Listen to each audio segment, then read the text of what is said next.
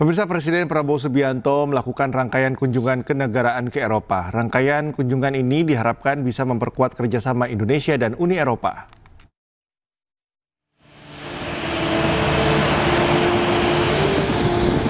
Presiden Prabowo Subianto memulai rangkaian kunjungan kenegaraan di Eropa dan tiba di Brussels, Belgia.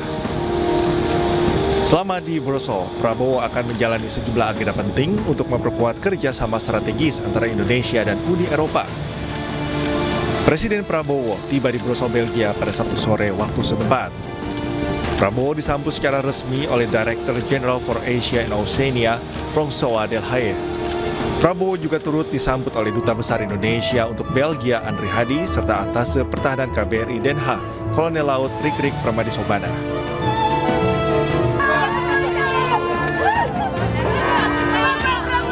Terima kasih sekali. Dari bandara, Presiden Prabowo menuju ke hotel tempatnya bermalam. Sambutan hangat dari para diaspora pun mengiringi kehadiran Prabowo di hotel. Selama di Belgia, Presiden Prabowo dijadwalkan melakukan serangkaian pertemuan penting dengan para pemimpin lembaga tinggi Uni Eropa. Seperti pertemuan dengan Presiden Dewan Eropa Antonio Costa, serta bertemu dengan Raja Belgia Philip di Istana Laken. Kunjungan Bapak Presiden akan bertemu dengan Presiden Ursula von der Leyen dan juga Presiden daripada EU Council, plus berkunjung ke Raja. Ini tentu merupakan sebuah milestone baru di tengah situasi ketidakpastian. Berarti antara Indonesia dan EU itu akan produk kita bisa masuk ke Eropa dengan tarif 0. Presiden Prabowo Subianto bertemu dengan Presiden Uni Eropa Ursula von der Leyen di kantor Uni Eropa. Pertemuan ini menciptakan sejumlah kesepakatan, salah satunya terkait perdagangan. Bahkan Presiden Prabowo menyebut Uni Eropa tetap berperan penting untuk Indonesia. And I would like once again to apologize for visiting you on a Sunday. I know this is a very out of the ordinary. So this is a really great honor that you give me, and also a great sacrifice. But I think this also shows the importance that we attach to the relationship between Indonesia and the European Union. Very important in this is always the second and the third element. The second element is to diversify our trade relationships. So this big and important political agreement on a free trade agreement with Indonesia. Sejumlah rangkaian pertemuan ini diharapkan bisa memperkuat kerjasama Indonesia dengan Uni Eropa di tengah kebijakan tarif impor yang sangat tinggi, yakni 32% dari Amerika Serikat. Your Excellency. Presiden Republik Indonesia Prabowo Subianto memimpin rapat terbatas di sela kunjungan kerja di Belgia. Didampingi 7 Menteri Kabinet Merah Putih dan Mensesnek Prasetyo Hadi, Prabowo menyoroti penanganan cuaca ekstrim di Indonesia. Dilakukan lewat konferensi video, rapat terbatas digelar dari Belgia untuk membahas berbagai isu penting dari perkembangan program sekolah rakyat, Koperasi Merah Putih hingga penegakan hukum di Indonesia. Selain itu, Presiden Prabowo juga menekankan kesiapan pemerintah dalam menghadapi cuaca ekstrim yang saat ini tengah terjadi di berbagai wilayah di Indonesia.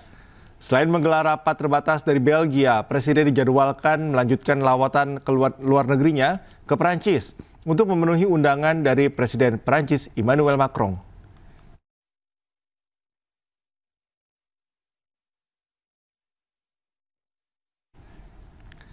Menteri Pertahanan RI Syafri Syamsuddin meninjau langsung kesiapan kontingen Satgas Patriot II menjelang peringatan Bastille Day 2025 di Barak Militer Fort Vincennes, Paris. Kunjungan tersebut menjadi bentuk dukungan langsung Menhan kepada para prajurit yang telah menjalani serangkaian latihan terpadu.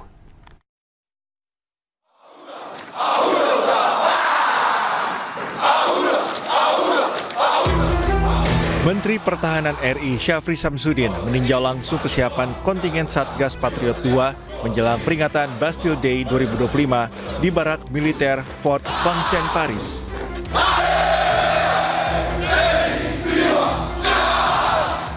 Panglima TNI Jenderal TNI Agus Subianto turut mendampingi Menhan dalam kunjungan ini. Kunjungan ini menjadi bentuk dukungan langsung kepada para prajurit yang telah menjalani rangkaian latihan terpadu selama beberapa hari terakhir di Pangkalan Militer Satori. Kontingen Indonesia akan tampil sebagai pasukan pembuka defile militer dan disaksikan secara langsung oleh Presiden Prabowo Subianto dan para duta besar serta diplomat asing. Keikutsertaan Indonesia dalam ajang ini merupakan bagian dari diplomasi pertahanan sekaligus simbol penguatan kerjasama bilateral Indonesia-Perancis di bidang pertahanan.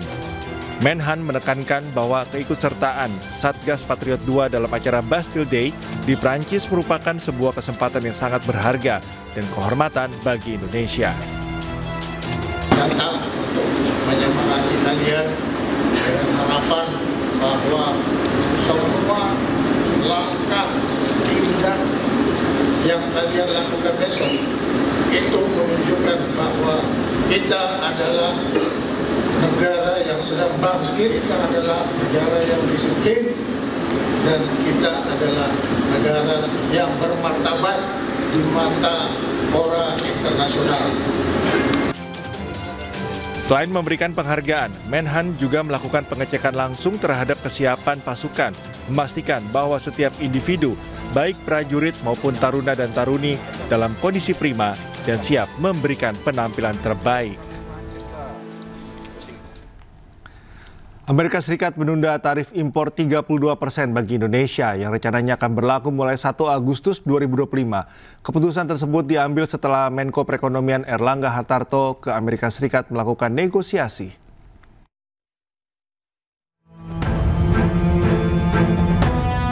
Menteri Koordinator Bidang Perekonomian Erlangga Hartarto mengungkapkan kabar terbaru dari negosiasi kebijakan tarif impor Amerika Serikat. Salah satunya adalah penundaan tarif impor 32% yang diberlakukan Amerika Serikat. Menurut Erlangga, saat ini Indonesia mendapat penundaan kebijakan hingga tak ada penambahan tarif sebesar 10% karena Indonesia bergabung dengan BRICS. Jadi pertama, tambahan itu tidak ada. Ya, yang kedua, waktunya adalah kita sebut pos. Jadi penundaan penerapan untuk menyelesaikan perundingan yang sudah ada. Sebelumnya Presiden Trump melalui akun media sosialnya memposting surat yang dikirimkan ke Presiden Prabowo Subianto.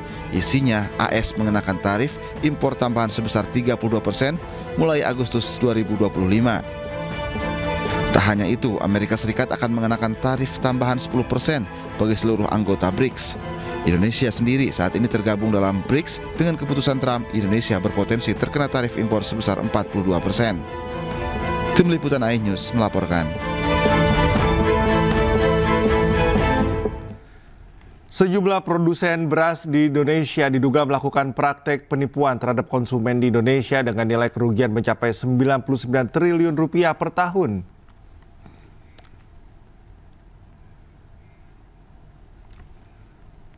Menurut Menteri Pertanian Amran Sulaiman, modus perusahaan beras yakni mengoplos beras kemasan yang diklaim premium atau medium dengan beras biasa atau mengurangi kuantitas beras dalam setiap kemasan. Saat ini menurut Amran ada 212 merek beras yang diproduksi tidak sesuai aturan. Amran sudah melaporkan temuan Kementerian Pertanian pada Kapolri Jenderal Listio Sigit Prabowo dan Jaksa Agung ST Burhanuddin. 4 perusahaan besar produsen merek beras yang isinya tidak sesuai regulasi kini tengah diperiksa polisi. Keempatnya adalah Wilmar Group, PT Food Station Cipinang Jaya, PT Belitang Panen Raya, dan PT Sentosa Utama Lestari.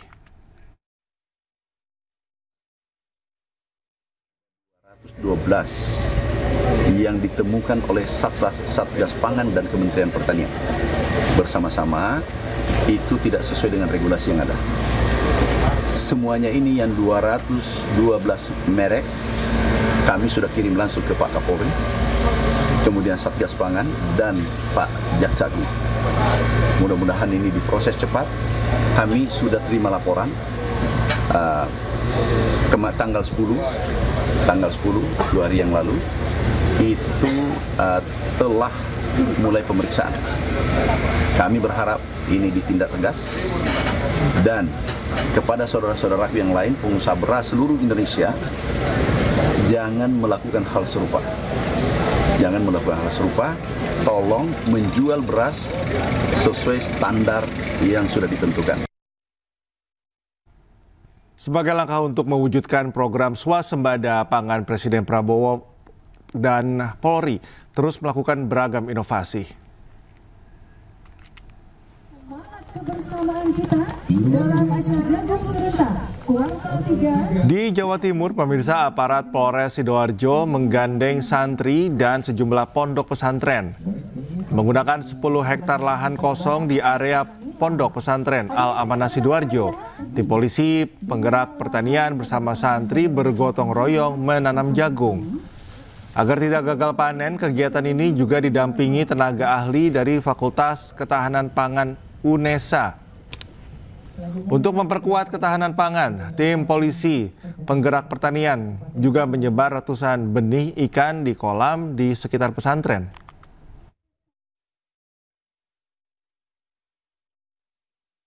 Sama dengan pondok pesantren untuk menggerakkan ketahanan pangan, yang pada tentunya kita mengajak seluruh pondok pesantren di wilayah Kabupaten Sidoarjo itu untuk sama-sama mensukseskan ketahanan pangan yang merupakan program Bapak Presiden Republik Indonesia untuk bersama mensukseskan menuju tentunya swasembada pangan ke depan. Bagi pesantren ini anugerah. Yang pertama, kita bisa bersyukur memanfaatkan lahan yang kita miliki. Mudah-mudahan ini menjadi simbol kebersamaan pesantren dan para pejabat, kebersamaan masyarakat. Dirjen Administrasi Hukum Umum dorong Papua Barat Daya kejar target pembentukan Koperasi Merah Putih. Program nasional ini menargetkan terbentuknya 80.000 koperasi berbadan hukum di seluruh Indonesia.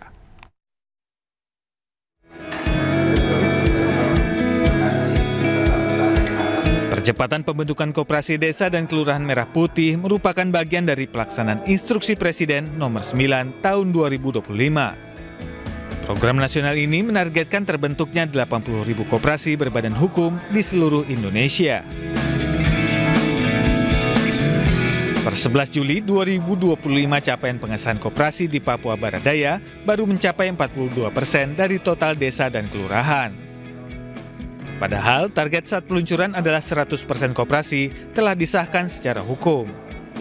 Direktur Jenderal Administrasi Hukum Umum Widodo mengakui masih adanya tantangan besar seperti akses geografis yang sulit dan keterbatasan notaris, terutama di daerah seperti Kaimana. Widodo mengusulkan solusi berupa posko notaris sementara, dukungan logistik Satgas daerah, serta penguatan jaringan internet, termasuk melalui pemanfaatan Starlink. 2017 bisa terlihat progresnya. Pak, selama ini ada kendala nggak dari pantauan Bapak sendiri? Ya, ada beberapa hal kendala. Pertama tentu aspek geografis. Dirjen AHU menekankan perlunya kerjasama lintas sektor dan dukungan penuh dari pemerintah daerah.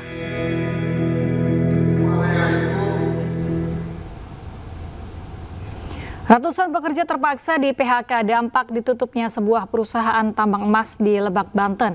Perusahaan tambang tersebut tutup karena terkendala izin.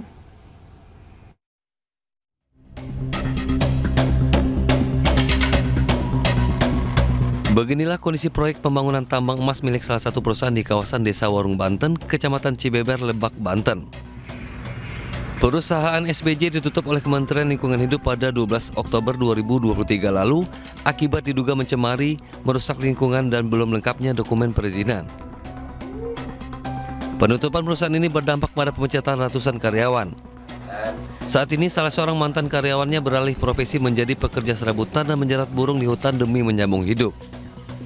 Warga berharap pemerintah memberikan izin pertambangan agar warga dapat kembali bekerja.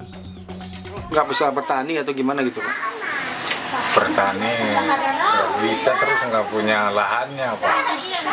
nggak punya sawahnya, kalau tani. Jadi tetap berharap bekerja di perusahaan lagi ya? Berharap bekerja di perusahaan lagi. Kita PTSBJ sudah lama berhenti beroperasi, hampir 2 tahun. Nah, selama hampir 2 tahun itu, masyarakat yang dulu bekerja dengan kami, ini kan kehilangan mata pencarian, Bang. Tapi kemudian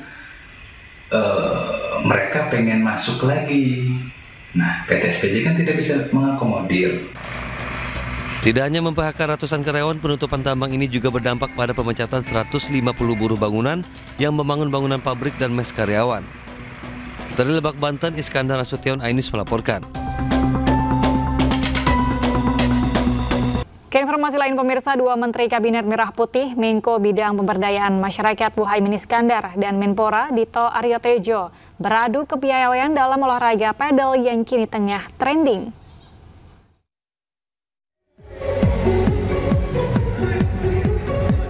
Inilah aksi dari Caimin, Menko Bidang Pemberdayaan Masyarakat beradu kepiawaian dalam olahraga pedal. Muhaimin Iskandar yang berpasangan dengan atlet pedal asal Spanyol, Paul Alsina dengan susah payah melawan Menpora Dito Aryo Tejo yang berduet dengan Eli Nogueras. Caimin pun mengaku kewalahan melakukan olahraga yang kini tengah trending tersebut. Sementara Menpora tampil lincah dengan handal memukul bola dari permainan yang berlangsung cukup menarik dan membuat para pemain tertawa bersama.